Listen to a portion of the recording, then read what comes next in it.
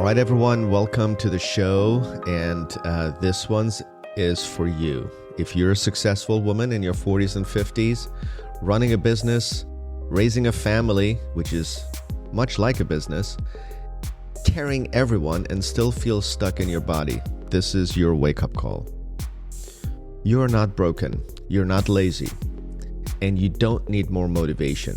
What you do need is to stop living in the victim story. I don't have time. My hormones ruined me. It's just my age. Because the truth is, you're running high performance DNA on a broken operating system. And the fitness industry keeps feeding you old rules, more cardio, less food, light weights, rules that might have worked at 25 or 30, but in midlife, they often leave you puffy, hungry, inflamed, and exhausted. Today, I'm sitting down with Rachel Godfrey, a former physiotherapist, performance coach, and the A Players mentor, who helped high-achieving women rebuild health like infrastructure, not like lifestyle advice. If you want a new body in your 40s and 50s, you need a new operating system, which is muscle recovery, nervous system regulation, and standards, not more punishment disguised as discipline. So let's get in. I'm really excited to have you here, Rachel. We worked a long time to make this happen. I know you're in Australia and I'm in the United States, so it's quite a time difference. What time is it there for you right now? Well, I'm currently in Abu Dhabi, so it's like 3:30 in the afternoon, Okay, so we're all good. 3:30. Yes. Okay. But it's So for early me, morning it's for you. 6 a.m. in Early the morning for morning. you. Yes, that's the best time for me because I'm super fresh. So, Rachel, we live in a society where there's these myths like clouds hanging over most women when it comes to weight loss and exercise. And the playing field has changed slightly, not slightly, actually dramatically in the past couple of years with the rediscovery of GLPs, GLP agonists, which are the weight loss drugs that used to be used for diabetes, still are. But you've been in the fitness and bodybuilding industry for many years, for many decades, and helping women trying to transform their bodies, especially highly motivated women. So these are not women that sit on the couch every day necessarily. They're already high achievers in their life, in their business, but they're struggling with one thing, which is the changes that happen within their bodies in midlife. What is the biggest challenge that you have encountered in trying to help these women in being able to make these types of changes in their bodies and get over these victim stories that they feed themselves? Well, we're going to open with a bang here because you've just dropped in GLPs, you've dropped in mindset. We're going to talk about Yes. psychology. We're going to talk about spirituality. We're going to talk about everything. So I think the best place to start is this 30,000 foot view of what it takes to get a body transformation and actually what it takes to be in shape. And when I talk about being in shape, I talk about being in shape year round, not just these sort of 12-week, I'm going to diet hard and I'm going to do all of the things, or I'm just going to go on a GLP and therefore my appetite's going to be reduced. If you do that, you're just going to end up a smaller version of yourself and in a worse position because you're also probably going to lose muscle mass. So we have to incorporate all of this. So I look at this and I see there's two ways to lose weight. We've got the fitness industry approach to lose weight, which is what honestly 99.9% of personal trainers will tell you to do. And that's to track your calories, count your macros, weigh your blueberries and count grains of rice into plastic pots. Now, let's be honest here. Most of us, we are very busy. We have got very little time on our hands, and doing these things that honestly a monkey can teach you how to do that. That is not the problem here. What we're dealing with is a much bigger problem because we are 5 bodies, right? We are the mental, emotional, spiritual, energetic, and physical body. And the fitness industry is only dealing with the physical body. They're not dealing and they're not seeing the person as a whole. And you must see this in clinic as well, where somebody comes to you. I mean, we both work in industries which is like rife with poor self-worth. And I think, being in the industries that we're in, we can do amazing things for somebody's confidence and self-worth. I've had plastic surgery myself. I've had my breast implants done. I've had an upper blepharoplasty, and I know what that can do to my self-confidence, for example. But you've got to go about it the right way. And you have to come into surgery and you have to come into weight loss with the right mindset. So that being said, we've got the fitness industry approach, and we've probably got the majority of the surgery approach to weight loss, right? And so then we have the other side, which is a much more holistic side of looking at somebody, which is where we look at the energetic, the spiritual, the mental, and the emotional well-being as well. And we have to do that in order to be able to get the body transformation. Because what I say is that we cannot shoehorn yet another diet and exercise program into an already chaotic lifestyle. So the translation for that would be, you talked about an operating system earlier, and we've got this DNA as high achievers that nobody really seems to understand. And one of the worst things that you can say to a high achiever is, oh, just have a little bit more self-care. Why don't you just relax a little bit? Just put your feet up, take some time off. Like, we don't understand what those words mean. So what we have to do instead is give somebody the foundation in which to operate. And so the way that we do that is upgrade somebody's identity and rewire their brain so that we can manage the traits that made them successful in the first place, but are often the glass ceiling when it comes to their health. So things like people pleasing, perfectionism, being a human doing. So basically having all of your self-worth being tied up in being busy and achieving, completion addiction. So that addictive feeling of, oh God, I've just got to, tick the next thing off my to-do list. The campaign lifestyle, which is where somebody will go on a 6-week body transformation program, and then they go on like a vacation, and they like having one too many pina coladas at 9 a.m. They come back in an abysmal state of health, and then shit hits the fan when it comes to work. Then they're into a 12-week, or a 12-month, round of financing, and it's just too busy to even contemplate going to the gym. They come home, it's hardly an oasis when they get home because they've got 2 young kids, but we both know what that feels like. Yes. And so that's the campaign lifestyle. Right. So I've got 2 young children. I believe you've got 4. Yes, I do. I just got a 4th one. Yes, congratulations. Thank you. you. But you know what that feels like, where we just can't get off this bandwagon of feeling completely overwhelmed. So the way that we deal with that is through somebody's identity, because what got you here isn't going to get you there. So whilst we manage the identity of, yes, we need to upgrade, we need to improve your standards around perfectionism, for example. Perfectionism, people say things like, oh, well, I'm just a perfectionist, like it's this badge of honor. I'm like, hang on a minute. Just because you can't do something perfectly, you're not going to do something at all. In my book, that's a really low standard. Now, and this is coming from somebody, I'm a former perfectionist, so I completely get it. But it's a very low standard to be had, because if you can't do something perfectly, you're not going to be doing anything at all. Low standards. So it's a lot of things like this that we do with our clients, and a very holistic perspective in order to be able to transform somebody's body and therefore transform their life and their business as well. You hit on a great point, is that many people, intellectually they understand what they need to do, but they just fail. Right now it's, what is it? Yeah, January 12th. Okay. So technically in 2 days, all New Year's resolutions, they go overboard, and people go on to their old lives. And so talk about this, how you train your clients to get over these false promises they make themselves, these fake stories they tell themselves, and these badges they wear that really don't mean anything. Perfectionism. I have patients, they say, I'm a sweet tooth, I'm a night owl, all of these labels. It's all about consistency and habits, isn't it? And how do you help, because you talk a lot about it, how do you help them overcome these bad habits and teach them these systems where they can be consistent and actually follow through with the regimen?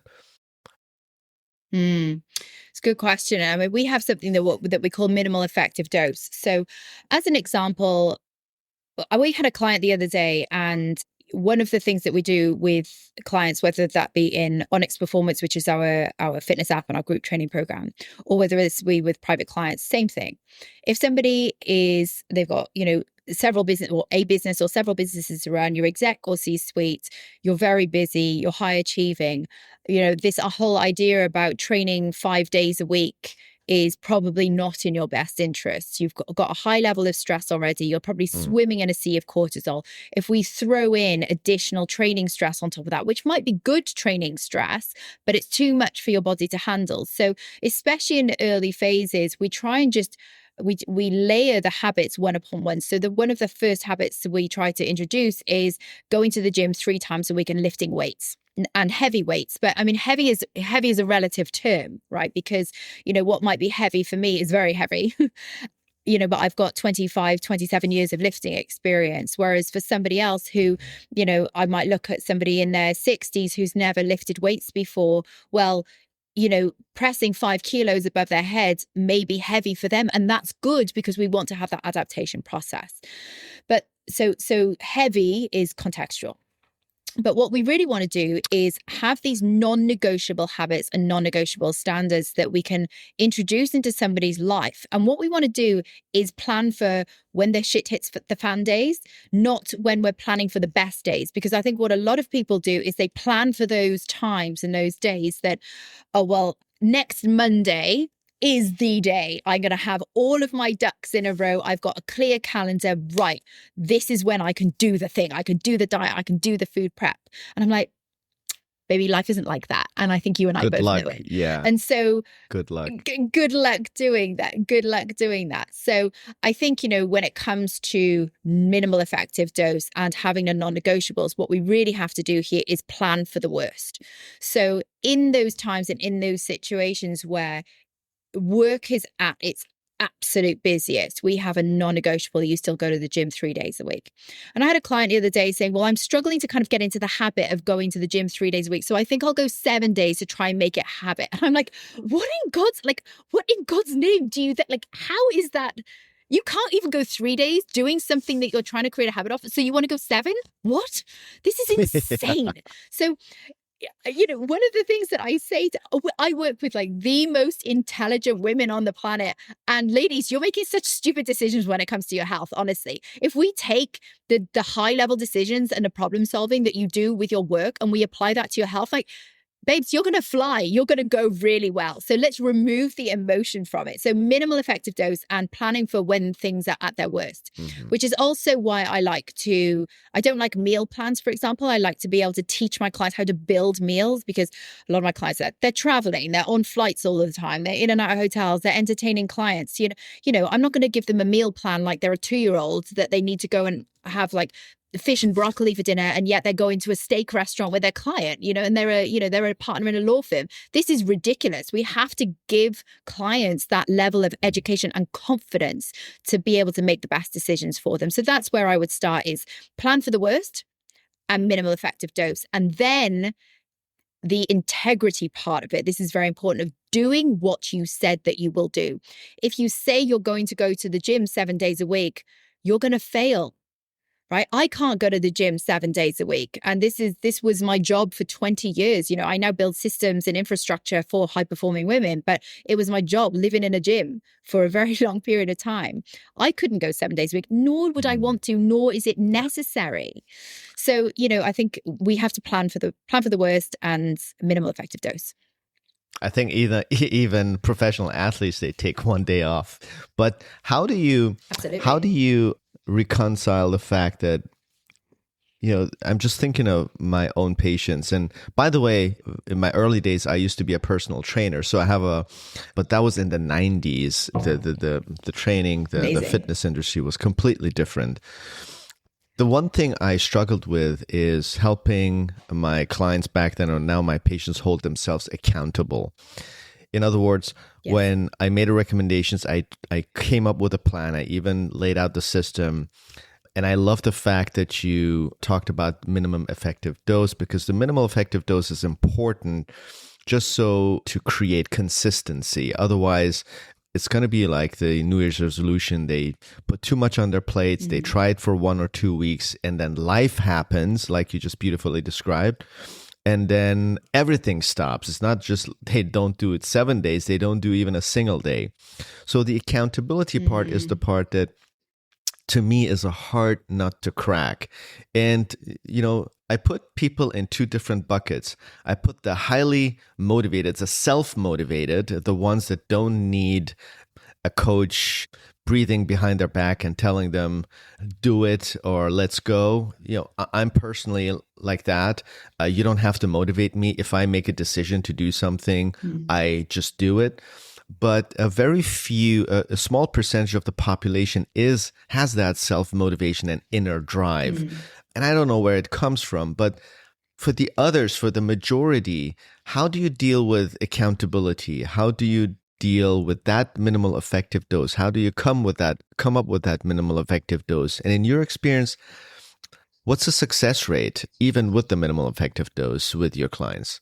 It's a good question. This is probably going to lead us on to talking about dopamine and GLPs, because if I start with, I'm the same as you. So I do not understand the mentality of somebody who says they're going to do one thing and then they do something else. Like I really have a tough time understanding that mentality. And so I have 2 ways of dealing with clients like that. The first way is that when I talk to them, I will say, there are going to be things that I say to you, and there are going to be times where I'm going to tell you things that you don't want to hear. Are you okay with that? So I get from the outset like permission to basically hold up a mirror and tell it how it is.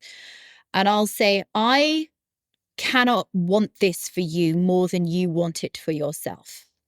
And so whilst it is partly my job because a lot of the clients that we deal with, like they really have struggled for decades with their health and their weight. And a lot of the time they're terribly overweight by the time that they get to us, or they have managed to stay within, 5 to 10 kilos and fluctuate 5 to 10 kilos their entire life. And it's so utterly stressful. They're burned out. They are exhausted.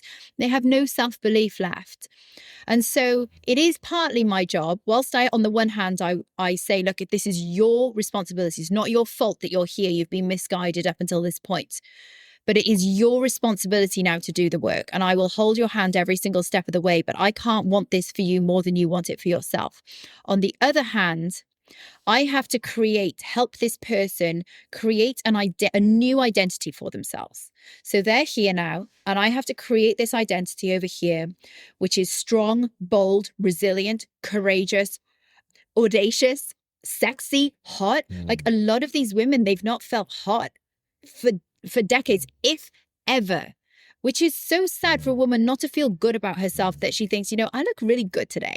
And you must see this in clinic a lot. Women who want to feel better about themselves and they want to feel hot. And I think we should start celebrating this of, you know what? Women want to feel hot. And when a woman feels hot, everything just works better, right? Men are happier, women are happier. We all have better relationships. Like we should start encouraging women to be hot and feel hot again.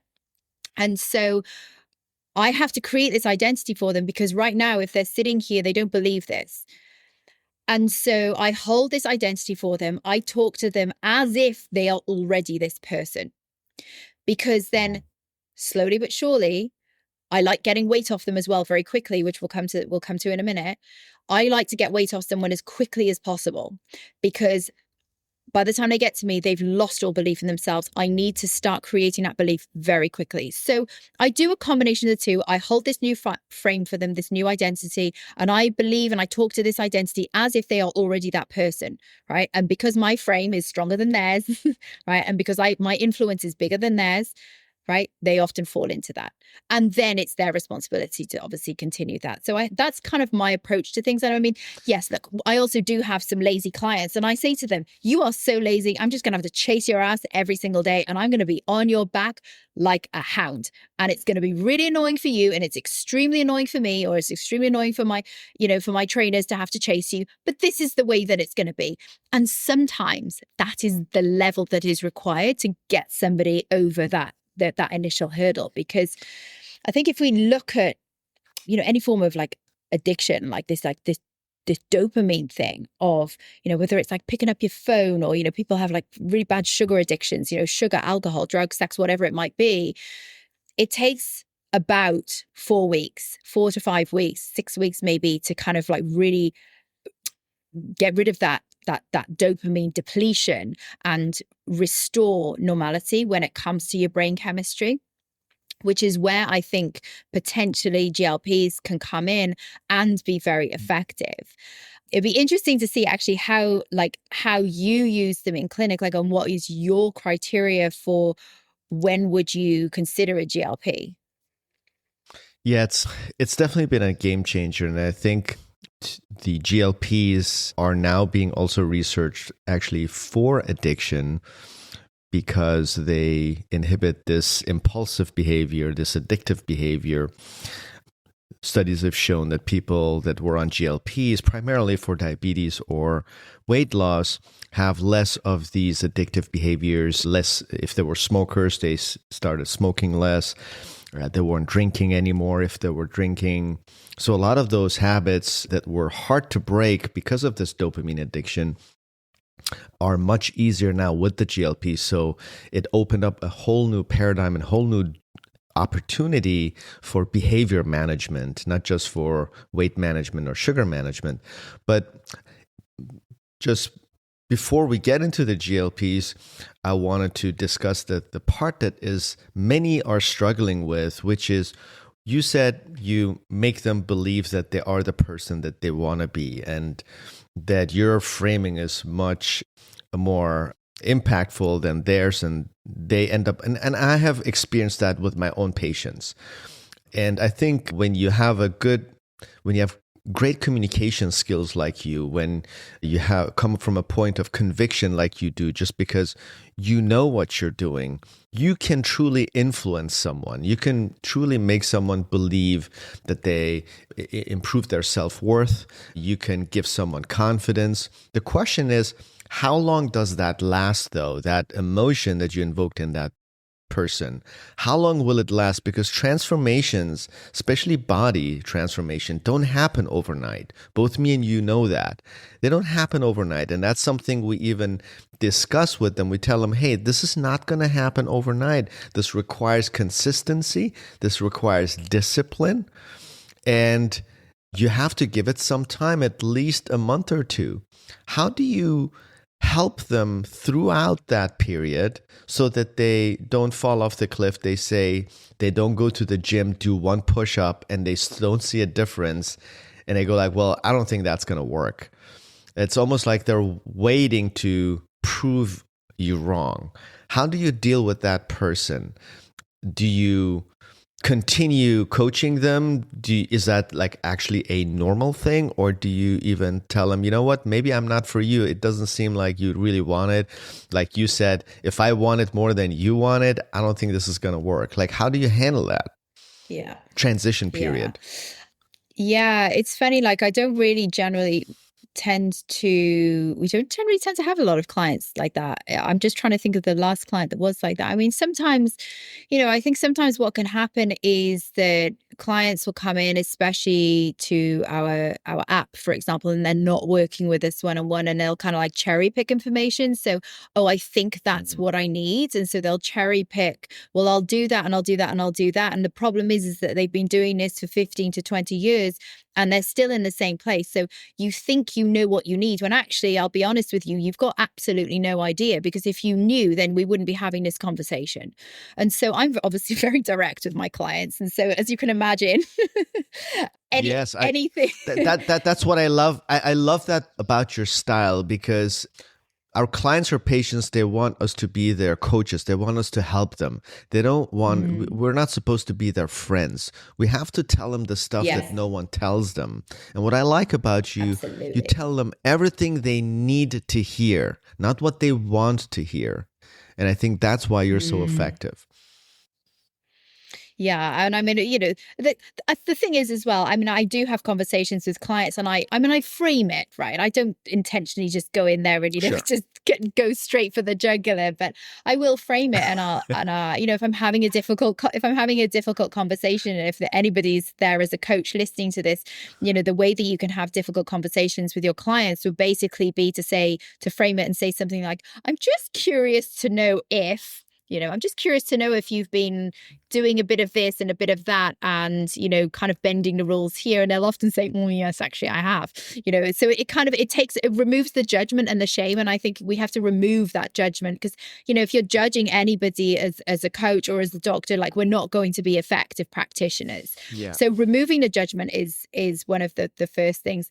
But honestly, I just tell clients as it is. I mean, there are clients sometimes who, they do the 1 degree, 1 degree, 1 degree off. And then it would be like, for example, you put your destination into Google Maps and then you think to yourself, well, I kind of know a quick way to get there, so I'm going to take the back roads, and you end up in a completely different village. And this is what sometimes happens in fat loss, is that you think that you can accelerate the process by not taking the road that you have paid to take and that you have been guided to take, and you take the back roads instead and end up somewhere else.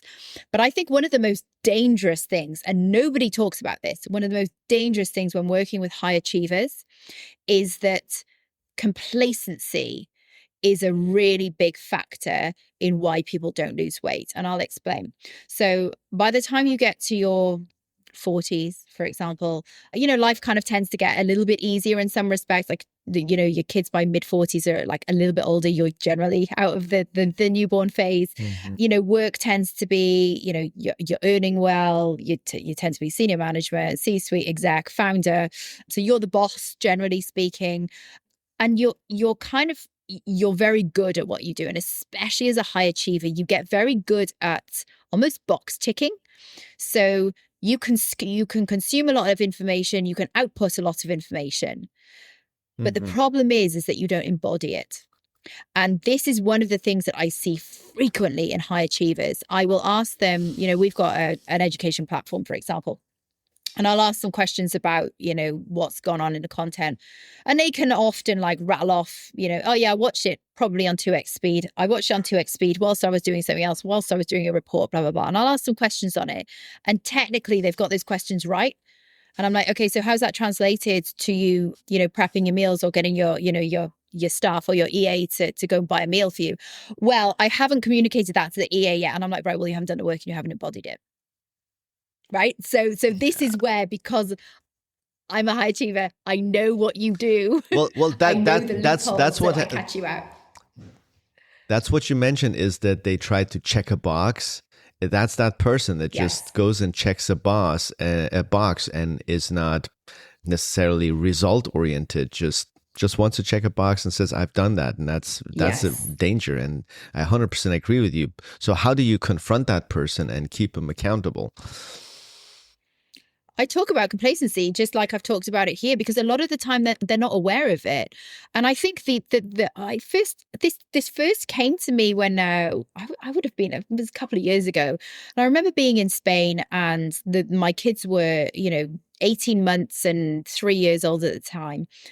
And I remember I was doing something for work and I was literally box ticking. And I said to David, my husband, I said, oh, I've done it now. And he's like, how did you do that so quickly? And I was like, oh, well, I just, I figured this and this. I kind of connected the dots. And he was like, right, so what was the outcome? And I was like, complacency, right? And so I kind of, I use myself sometimes as these like guinea pigs. And so I explain this to clients and I say, here's something that I found to be true. Does this resonate? And often they say, oh, yes, that's me too. Yeah, I like the word that you use, complacency. Here in America, we say bullshitting oneself. And that's right. I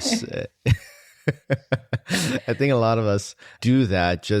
It makes us feel better. It makes us like we achieved something without having done. And that goes back to the dopamine. We're so used to this easy gratification in this world, not holding ourselves accountable enough, and quick fixes more than anything. I think I'm old enough to know that what it meant to work hard for something, but today everybody wants a shortcut. Everybody wants a quick fix, and almost expects us. If you're an expert, they expect you to give them a quick fix, and when you don't, they get all confused. They're like, "What do you mean?"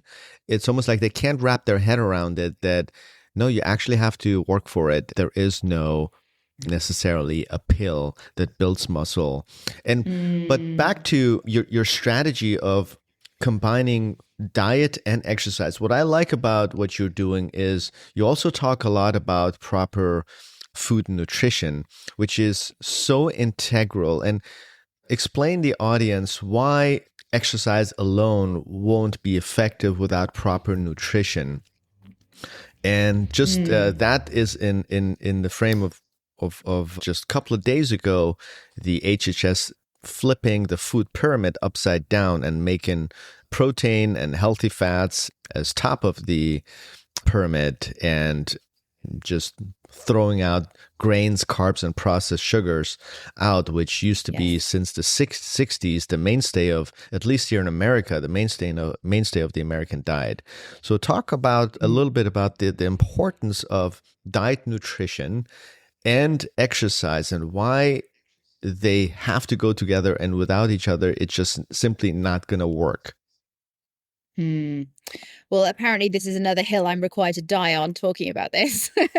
the importance of real food. And I really, you and I were chatting the other day, and I was like, Darius, it's not common sense. And you and I don't think there's much common sense left, but it's true. The number of times that I've, looked at people's nutrition plans and they're like, yeah, I have enough protein in my diet. And I'm like, really? Isn't it? And I'm like, send me a food diary. And it's like, protein shake. Listen, we'll come on to whey protein and protein shakes in a minute, but some kind of like weird whey protein fitnessy bunny pancake concoction with sugar-free maple syrup and chia seeds and whatever else goes into their breakfast. There's then like a protein bar at their snack, and then it's some kind of, I don't know, like whatever it is for lunch. And I'm like, where's the real food? And no wonder you're struggling with physical hunger. And it's like, well, I can't lose weight. My calories are only like 1,200 calories. I'm like, darling, there's not 1,200 calories there. There's probably about 2,500 calories there by the time that we've added on your binges, the binge restrict cycle, et cetera, et cetera. So I've been saying my entire career, you got to eat real food. And honestly, I don't know if you've ever tried this, but if you have, for example, I mean, I'm a big advocate of obviously high protein, 30 to 50 grams of protein 3 times a day. I mean, these are just general guidelines that I'll use with clients. And I always say, look, a vegan diet is great. Just add meat. If we can have lots of fiber, lots of fruits, lots of vegetables in our diet, this is fantastic. And I think the new food pyramid is great. We're definitely heading in the right direction. I think, when it comes to like lots of like various different fats, of course, within moderation, you don't want to be having like, a full saturated fat diet, although some people do and they can thrive off it. Good for them. It's not necessarily what I would do with my clients. I like variety. Lots of variety in your meats, lots of variety in your vegetables, lots of variety in your fruits. And then, yes, sometimes we would include things like the grains, but, preferably, I mean, if we're going to have carbs, like, rice and potato, we can't go too far wrong with those. But I think the importance of these raw materials, these building blocks of health, and I'm not just talking about aesthetics here, because, we're both in aesthetic, but we're both in the longevity world as well. And it's very clear to me, those people, especially after about 40, and I think 40 seems to be this pivotal point for a lot of people, where you see those people who have looked after themselves and those who haven't. And those, and including in that, people who have been thin all of their life, and they may have had a lot of surgery, and on the outside that they look good, and they might look good on Instagram, but you see them in the flesh, their skin, their hair, their nails, like they're not glowing from the inside. And when I look at people who are really glowing from the inside and who have fantastic skin, great hair, good nails. I mean, we've all got fake nails now, but good nails, but really good, Right. like good, strong, right, good, strong elasticity to the skin. we're all eating real food, and this is so important. This is why we have like a high protein diet, because we need the collagen, we need the building blocks in that in order to be able to generate the collagen in our skin. Yeah, you're preaching to the choir. It's just so hard. I do that for my patients, and it's part of actually my preoperative regimen, because I compare someone undergoing major plastic surgery or cosmetic surgery as someone preparing for a marathon. And when you look at the data, the nutritional requirements of a marathon runner or someone that is undergoing surgery is very close, about 70-80% close to a marathon runner, from the caloric intake and protein demand compared to the general population. So preparation is key for my patients, and it's not any different for your patients going to the gym. How do you go around teaching, because most of your clients are women, and women traditionally aren't big protein eaters, something that I've learned that I'm now integrating diet into my regimen for my patients, that just like women are not big weightlifters, are more into cardio and all that kinds of stuff, which I want to talk about a little bit, they also not big protein eaters. And it's as if they think they're not supposed to eat much protein, or it's even bad for them. How do you teach them or re-educate them? Because for me, it's been a very uphill battle. Well, I'm very pleased to say that, now it's becoming trendy for women to lift weights. When I first started my career 20 years ago, I think I was one of very few female trainers. I was certainly very few female trainers online. And I think now a lot more women are getting in the gym. There are a lot more, orthopedic surgeons coming out talking about the importance of lifting, because they're seeing like osteoporotic patients much, much younger. Unfortunately, now we've got this skinny trend coming back. And I think, this is like doing so much damage to the work that we've done in getting women healthy, lean and strong. And I thought that the myth had died about, you pick up a weight and you're going to get bulky. I mean, I'm sat here at, 54 kilos, and I've been lifting very heavy weights for the past 27 years. This is as big as I'm going to get. And so I think, we have this myth that, Pilates makes you long and lean, and like lifting heavy weights is going to make you bulky. I'm like, darling, your femur's your femur, and that ain't stretching, honey. So, we really have to, think about the mechanics. But what I will agree, what I will say here, caveats, what I will say here is that it is important for lifting technique, because I do see some clients who genuinely have been lifting weights, and they have been lifting heavy for quite some time, and they don't like their physique. And the reason they don't like their physique, I have often found, is because they've been improper exercise selection. So for example, they've been doing like heavy back squatting, they've got like really big traps, that their quads are imbalanced over their glutes and hamstrings. So, we do have to be appropriate with the exercise selection. If you don't want a thick waist, for example, we'll then stop doing 1,000 crunches, because if you're doing 1,000 crunches to get a flat tummy, how do we hypertrophy a muscle and make it grow? Well, we train it. And so if you want a flat tummy, well, then you got to diet, first of all, lose fat. And we have to get, we have to tone. If we're going to use the word tone, we have to tone, which means basically building muscle.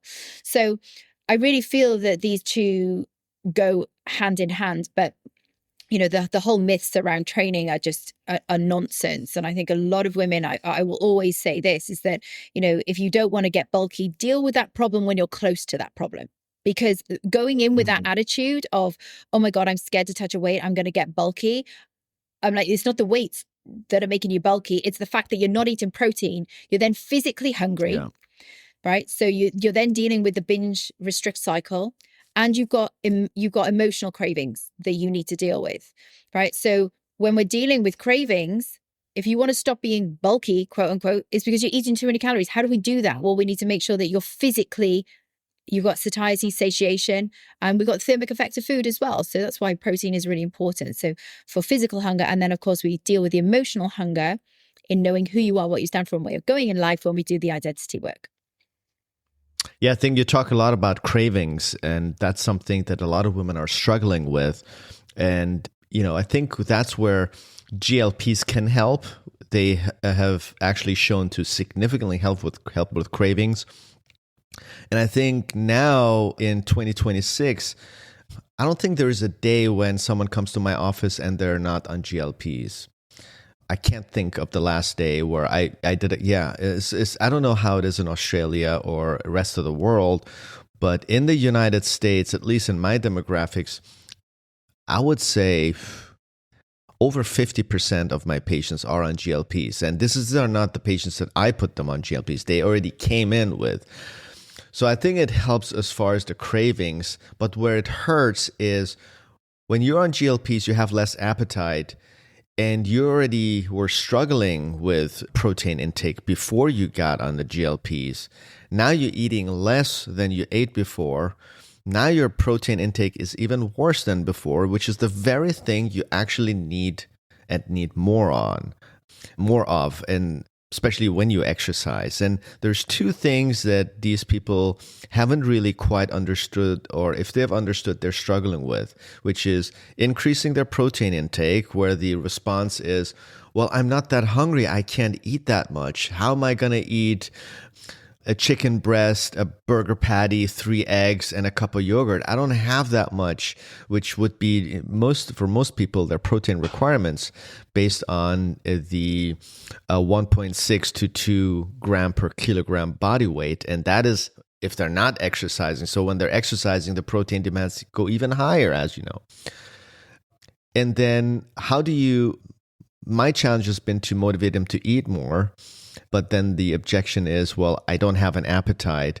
So GLP-1s are great that help with cravings and weight loss, get them to the finish line maybe sooner, especially for those who have to lose significant amount of weight, let's say 20 and 30 pounds or more. But then it backfires. Have you had that experience with your clients, and how have you tackled that problem with GLPs? Yeah, I see this all of the time. And I think there are two major issues with GLPs. The first one is that people take a GLP and they think it's like this magic pill, this magic formula that's going to transform their body and change their life. Now, in some circumstances, that is true, but you do end up just a smaller version of yourself. And if you're going to take that approach, you're going to be on this GLP for the rest of your life. Now, there was recent reports come out that, if you stop these GLPs, then, you're going to rebound, you're going to gain all the weight back and more. Well, that's what the GLP is supposed to do. Like, the drug is doing its job. It's like taking a blood pressure tablet or, trying to lower your cholesterol and taking statins. Like, they lower your cholesterol and they'll lower your blood pressure whilst you're on the drug. And if you stop taking it, you don't change your lifestyle, well, then of course it's going to rebound. Like, the drug is doing its job. Like, that's what it's supposed to do. So this is not the fault of the GLPs. And I don't think we should be spreading misinformation of, oh, well, if you go on a GLP, you're going to be on it for the rest of your life. That's not true, because you can titrate off. Yes. Likewise, if you stop it and you don't change your lifestyle, then yes, you're going to put back on the weight. That is obvious. And that is the law of thermodynamics. And that is science. Like, we cannot get away from that. But the other thing is that I think a lot of doctors, I'd love to discuss this and have your opinion on it. I think a lot of doctors are misinformed when it comes to the use of GLPs and nutrition and exercise, because a lot of people, doctors and patients, look at the efficacy of these drugs on how not hungry somebody is.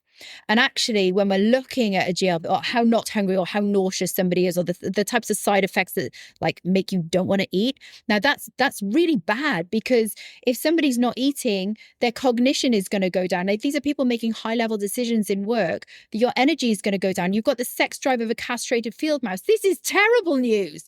Like, you feel awful about yourself, but yet you're thin. And so many like women are paying this price of being thin and yet feeling absolutely shit.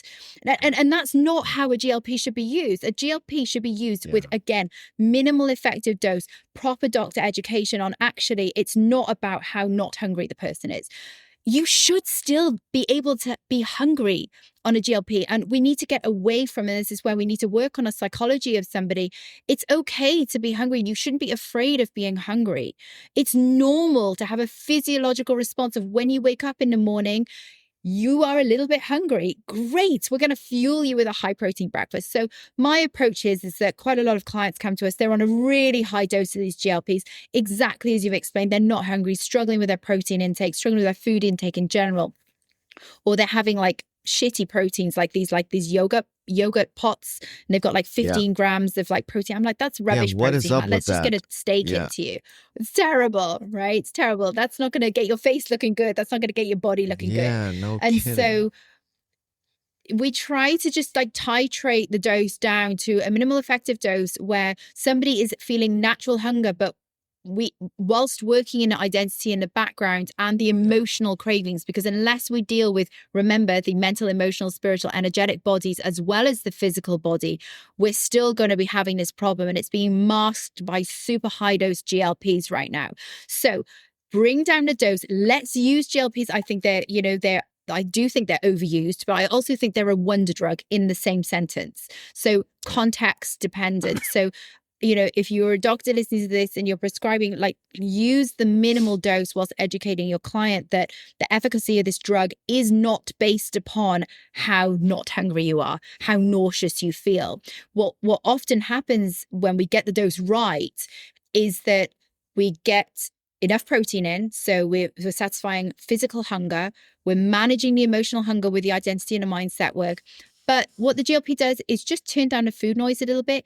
It just manages that dopamine response, that addictive thing around food. And you start to enjoy life instead, because it then frees up your brain space to add more into your life.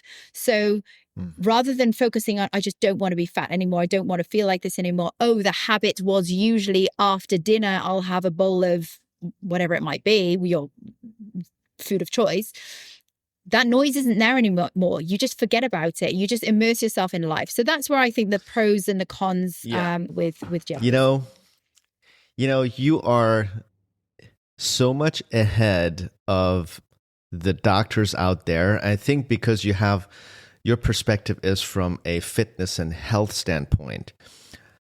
I'll tell you the truth about GLPs as someone that prescribes GLPs. And I'm going to drop this bomb, and I'm probably going to get a lot of shit for it. But the problem is our medical system, especially as it pertains to patient education. Unfortunately, our medical system is not designed for educating the patients, but rather designed, again, for quick fixes, to give a prescription. And we are thereby enabling the patients that are looking for shortcuts in perpetuity. It's almost like we are the part of the problem in creating new habits for the patients by giving them a quick fix. And GLPs is a classic example. Let me explain. So a patient comes, they want to lose weight, but they don't just want to lose weight, they also want to be healthier. So we kind of hide behind the curtain of, GLPs have all these health benefits, but we ignore the fact that if we don't educate the patients properly, don't put them on a proper nutrition and fitness program at the same time, not only we are enabling that behavior, the quick fix behavior, but we're also causing more harm to the patient potentially by losing muscle mass, not managing the behavior. Like you said, now the patient has to be on GLPs in perpetuity because we haven't even used the opportunity in working on behavioral changes, in educating them about diet and nutrition and how to exercise, how to build muscle. So then therefore, of course, studies will show that over 70% of patients will rebound after they come off of GLPs. It's the same way as if you stop working out, you see all these top athletes, best example is Michael Jordan. In his peak, he had only 3% body fat. I mean, it's not as good as you. I think you have zero body fat. And for those of you who don't believe me, just go check out the real Rachel Godfrey on Instagram and you know what I'm talking about. But Michael Jordan had 3% body fat, but you look at him now, I mean, he has probably 25% body fat. Why? Is because he abruptly stopped working out, and of course, his metabolism might have changed, but also it has to do with diet. I mean, there's not a time you don't see him with a glass of scotch and a cigar hanging out on his yacht, and I'm sure he doesn't play basketball 7 days a week. So you stop something abruptly, of course you're going to gain weight. And the same thing with GLPs, the same thing with going to the gym. So there has to be a behavioral management, a consistency in just change of just poor habits into good habits in combination with prescribing GLPs. The problem is in the healthcare industry, in medicine, not only we don't have the time, we don't take the time to explain these things, but also, more importantly, most physicians just look at them. They're not the fittest themselves. So, in other words, they don't even understand these things about nutrition, health, and fitness themselves unless they're a health buff themselves. And so that is part of the problem. And prescribing, I have colleagues, they say, yeah, patients should be on GLPs for the rest of their lives. I'm like, why? Why can't we lower the dose so we don't enable them? We teach them that, hey, it's not just the drug. You have to do other things too, which is exercise and nutrition. And hold them accountable, and not make it too easy. Not to torture them, but just to do it the right way. I mean, didn't we say first do no harm? Well, why is that falling off the wagon suddenly? So I think that's the problem. Hopefully now with social media, even healthcare providers or internet healthcare providers learn more about this stuff. Just like myself, my interest came, and I was always interested in fitness, but my interest in health and wellness came because I ended up, when I got into my 40s, things changed health-wise. Aches and pains that I didn't have, puffiness, tiredness, fogginess, all of those things started creeping in. And that's why I started looking into, and that's why I know what I know today. Otherwise, I didn't learn this in medical school.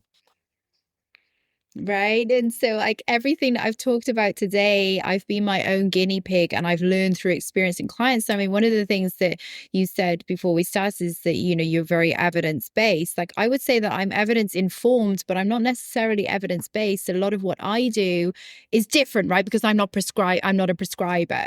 And so I can be evidence informed, but I'm not evidence based. And the reason I'm evidence informed, I'm aware of the evidence, but I also use my intuition and my experience in 20 years in this industry. And so, when I'm dealing with like nutrition and training, it's a little bit different, right? I can look at the data and what I do, if I'm waiting for data to tell me I'm right in doing something, I think I'm going to be behind the ball, because what I do sometimes is based off experience and intuition. And I can't teach that, but that's where I think that the gray areas, and I think there needs to be, and I would love to have more collaboration between, the fitness industry, especially the educated side of the fitness industry and the wellness industry and longevity, and the medical industry, because I've got so many of my best friends are doctors, right? I went to physio. I'm a physio. So, at med school, I had lots of doctor friends, and, now I'm very close with so many of you in the medical fields. And, you've got a really tough job because you don't have time with patients. Like, I have time with my clients, and I have long conversations with my clients. And it's something that, I do have to partner with medics, because we need things prescribed sometimes. And so we've got very close relationships with doctors. And I think that if we can have that partnership, then I think we can I don't think we can do it alone. I think this is a multidisciplinary thing to really improve the health of everybody. 100%. Well said. And that's something I do. I collaborate a lot with my fitness colleagues, and, thank God for technology. We have apps and everything, and something you have built a business around, and helping so many people at scale, which, only 10 or 20 years ago, it would have been impossible. Now, how much time do we have? I know you have a hard stop, right? Is this your hard About stop 10 now? minutes. 10 minutes. 10 minutes is okay. So just to close up, we'll do some rapid fire questions. Yes, let's do it. And I think that will be really fun to close this. And we might have to do another one, because normally my podcasts are longer. So I'm going to just do rapid fire. I'm going to start the sentence and you're just going to finish it. Okay. Cardio doesn't build An amazing physique. Okay. Women over 40 should train for blank, not just for blank. Should train for strength and health, not just for aesthetics. Love that. The scale lies when you're building blank. The scale lies. Ooh, see, this is a hard one for me because it requires context, but I'm not allowed to provide context here, so I'm just going to say context. Context is body composition. The context is body composition. Okay, so in a context, the scale lies when it comes to body composition. However, we should be on a downward trend if you're on a fat loss plan, because I think what a lot of people have been sold is that, oh, well, if you're going to the gym and building muscle, then, you know, it's okay for the weight to stay the same. That is not true. You're not losing fat. Got it. So another one, stress plus high interval intensity training and low calories equal an absolute clusterfuck. Love it. Can you quickly explain, because I don't think we talked about it too much, just very briefly in like one sentence or two sentences.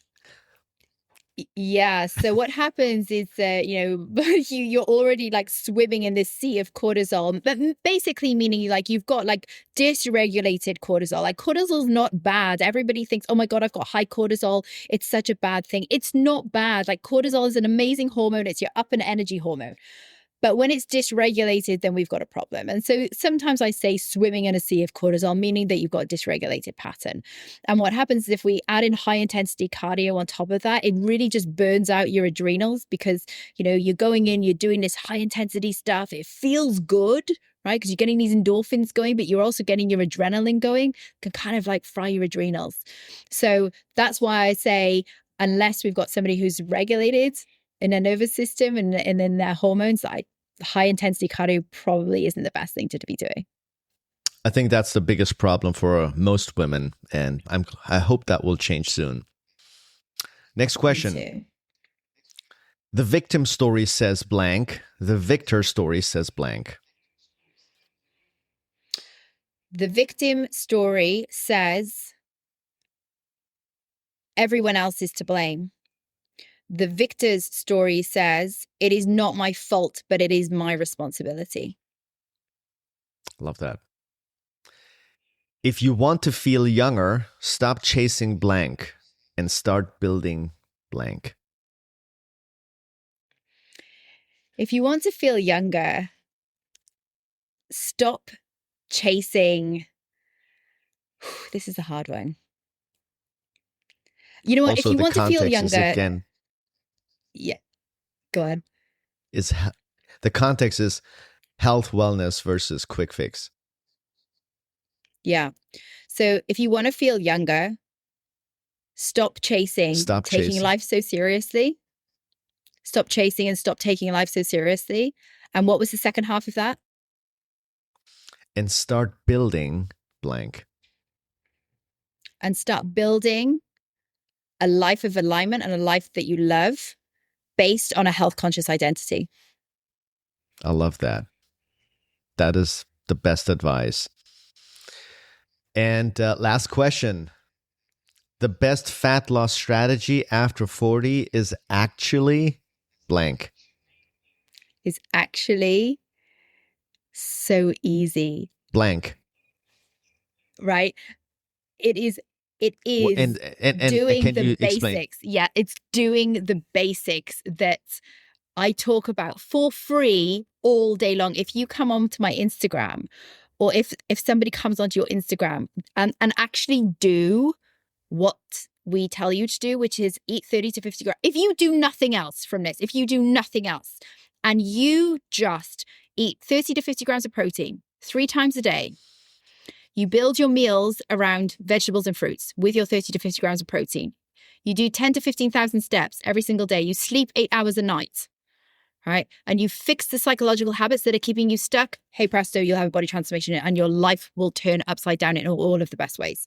But the problem is people don't do that. They think it's too easy.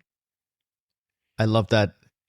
And I think for any one of you who wants to learn more about, just go check out Rachel's Instagram. It's at therachelgodfrey.com.